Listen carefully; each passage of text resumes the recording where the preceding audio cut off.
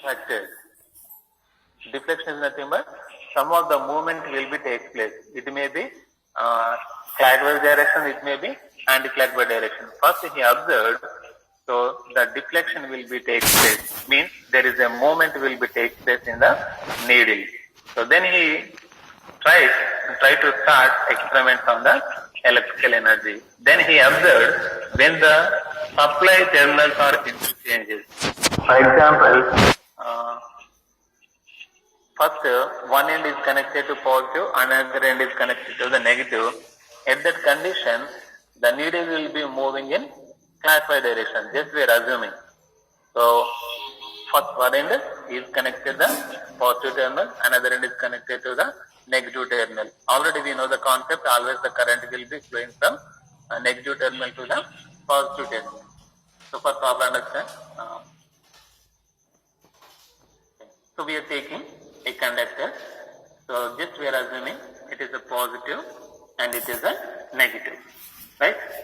So when he is connected positive to upper end, negative to the lower end. So then he observes the current is flowing from downward direction to the upward direction. So at that instant, the needle will be moving in clockwise direction. Just we are assuming. But practically it is not like that. So just we are, for understanding point of view, we are taking this example. Right. So when the current is flowing in the upward direction, it will be moving in the clockwise direction. So just similarly as we are assuming, if the current will, the terminals will be interchanges, is nothing but the plus is becomes minus and the minus is becomes plus. So what is the current movement? That is from upper portion to the lower portion. At that instant, the needle will be deflecting it in a counterclockwise direction.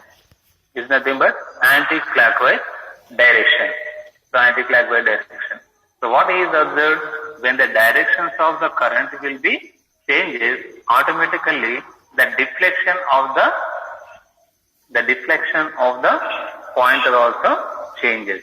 So from that he starts investment on the electromagnetic energy. So from that 18th century, instead of permanent magnet, electromagnets can be invented. So that will be explained by the Hans Christian in 1890s.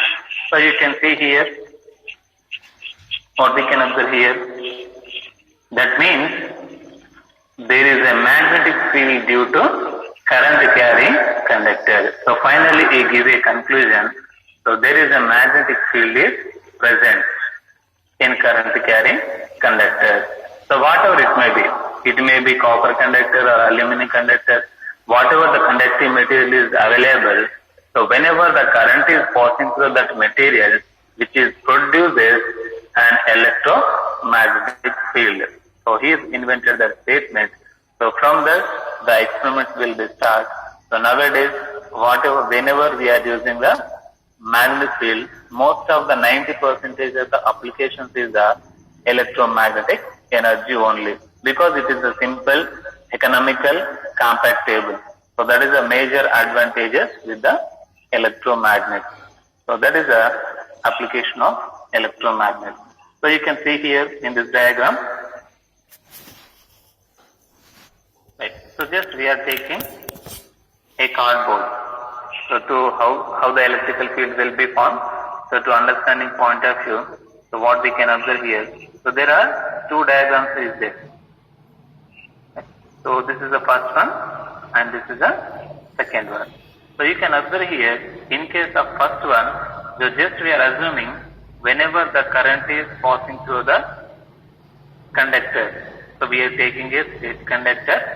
So whenever the current is flowing in upward direction, the current is flowing in upward direction, the electron movement will be, or the electromagnetic field movement will be in the counterclockwise direction. Counterclockwise direction. In the second diagram, if the current is flowing from upper portion to lower portion, then the field direction is in the counterclockwise direction. So this is in the counterclockwise direction. Yes, so you can observe here.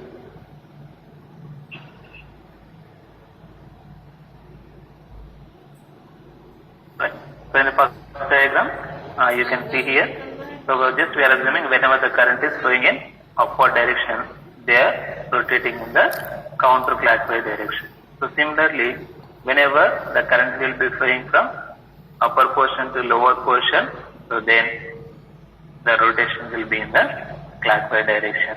So this is a concept he is invented. So he is observed. So whenever the field direction changes, automatically whatever the article we are placed, so he placed a pointer or a needle, so that will be deflecting according to the position.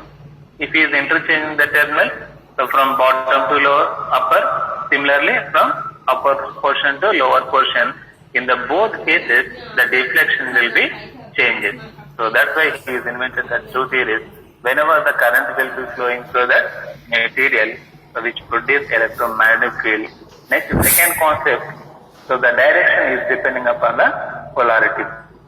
The direction of magnetic field is depending upon the polarities, whatever we are connected.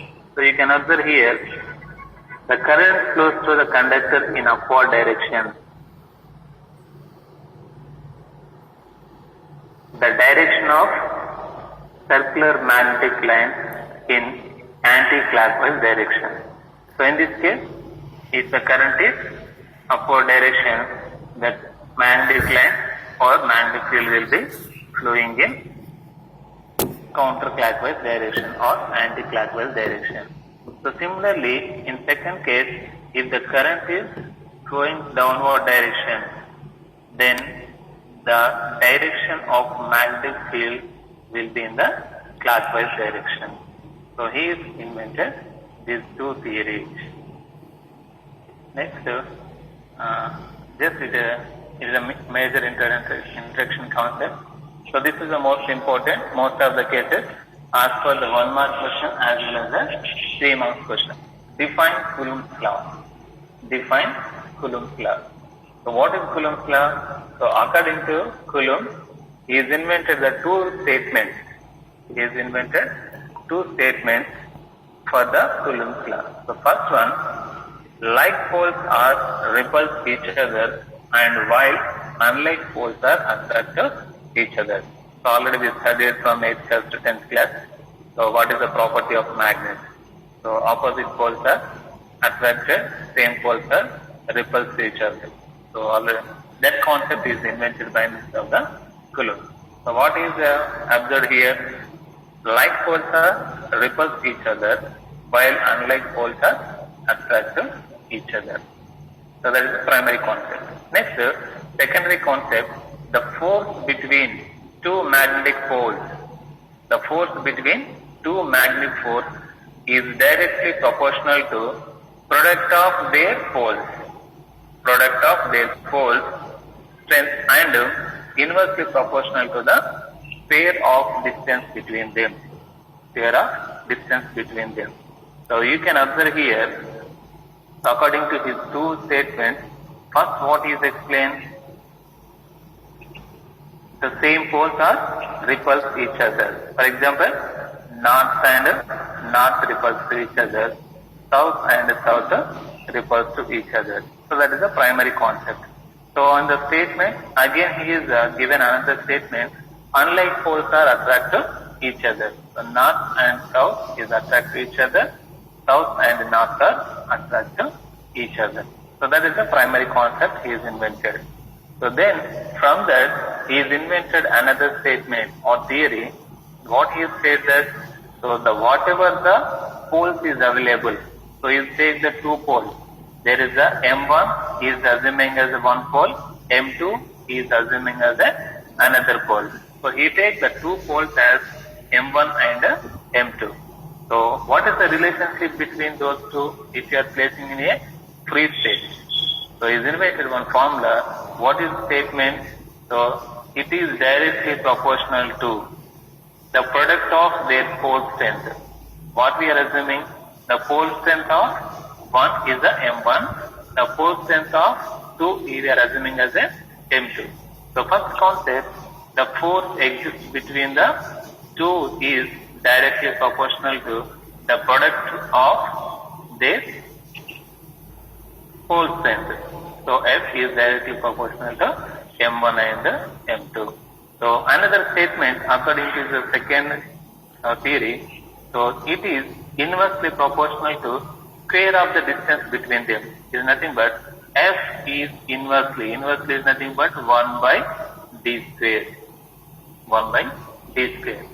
So from these two relationships, so we can simplify into a single formula. So how can we write here? So F is directly proportional to the product of pole strength. So in other words,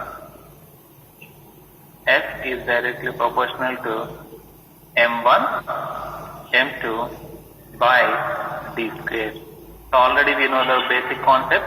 So we are removing always proportional constant. So to removing the proportionality, a constant will be essential, where we are taking A as a constant. So therefore, F is equal to K into M1, M2 by D square. M1, M2 by D square. So this is the formula we can obtain by means of the Coulomb's law. Right? So where K value is 1 by 4 pi mu naught into mu r. So mu naught we are called as an absolute permeability. Then mu r we are called as a relative permeability. So those concepts will be we are discussed in the next topic. So but you can understand what is the concept of Coulomb's law. So basic first we discuss about what is the introduction about electrostatics and electromagnetism. So electromagnetism is invented by means of a Danish scientist. So his name as Hans Christian. He is invented his electromagnetism in 1819. So he observed whenever a current is passing through a conductor, a nearby a needle is placed, then he observed that deflection will be take place by means of the needle. And he is interchanged the positions of connection to that conductor, so then the deflection will be reversed. So from that he is given the statement, the electromagnetic means the every electrical charges having the magnetic property. So that's why there we are called as a electromagnetism. So he gives like a simple conclusion, magnetic field due to current carrying conductor. So from the diagram we can observe, just we are taking a cardboard and we are inserting a pen. If you draw the magnetic line on the cardboard, at the center of the cardboard, so then we can observe the magnetic lines like this. So if the current will be flowing in upward direction, then the magnetic length is the counterclockwise direction. And if the current is downward direction, then the magnetic length will be in a clockwise direction. So these are the imaginary lines. Practical ga manamu conductor nunchi current and flow avta unnappudu we cannot see, even we cannot hear also. Right? So physically we cannot see the line, we cannot hear the sound also for the electromagnetic field. But we can imagine, we cannot experience the electromagnetic field. But just we are imagine. So how can we observe it? If there is a magnetism present, with the help of compass we can easily observe what is the strength, how long the electrostatic field will be or magnetic field will be occupied. So that is one of the experiments we should be conducted to observe the electromagnetic field strength. Right? So this is the first thing. Second thing is the Coulomb's law. The Coulomb's law of magnetism. So he invented the two theories. First theory, the same poles are repulsed to each other and opposite poles are attracted to each other. So the first conclusion. Second conclusion, the force between two magnetic poles is directly proportional to the product of their pole strength and inversely proportional to the square of distance between them. So you should remember these two statements. So from the two statements, we can write the formula. So from first statement, we write the formula F is directly proportional to M1 into M2, and second, F is directly inversely proportional to 1 by d square. So here the concept we are taking. So this is the first pole and this is the second pole. So the strength of first pole we are assuming as a M1. The magnetic pole strength of second pole we are assuming as a M2. So from that statement we can write the two formulas. M is directly proportional to M1, M2 and F is directly proportional to 1 by d square. So if we are simplify two equations into one equation, then we are getting the equation as F is directly proportional to M1 into M2 by d square. So from that we are removing the proportionality. We are placing a constant, that is F is equal to K into M1 M2 by d square. But there is a K is having a specific value that is depending upon the two factors. What is the absolute permeability and the relative permeability. So the K value can be written as 1 by 4 pi mu naught into mu r. Mu naught into mu r. So mu naught we are called as the absolute permeability and mu r we are called as a relative permeability. So already mu naught and mu r also having the some constant values. Mu r is depending upon the type of material, right? So next topic it is that we have discussed about those things. Right? So F is equal to M1 M2 by 4 pi epsilon, so mu naught into mu r, that is in Newton. So he is missing the d square. So here we have the d square also. In denominator in this equation we have the F is equal to M1 M2 by 4 pi mu naught mu r into d square. Just we are assuming mu r is a constant. Just we are assuming it is as a 1. Then the equation is become F is equal to M1 M2 by 4 pi mu naught into d square. So why we are removing mu r is here? So just we are assuming it as a air. So mu r we are assuming as a air. So then we are considering as a 1. Other than he is mentioned the specific value for the relative permeability, that is we are called as a mu r. Right. Next we will discuss about what is meant by permeability and absolute relative permeability. So those things will be we are discussed here. Then we go for the concept of length or force in a magnetic field. So those things will be we discussed in the next class.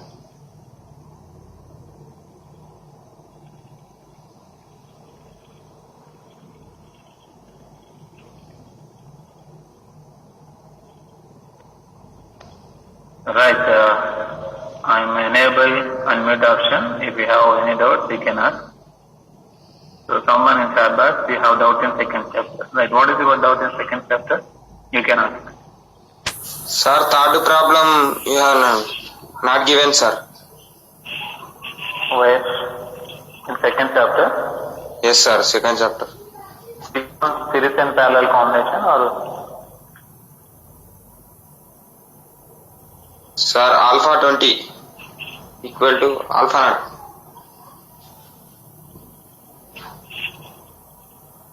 Alpha values or the series and parallel connection? Alpha values, sir. Temperature coefficient, right? Yeah, sir. Okay, once we see about that.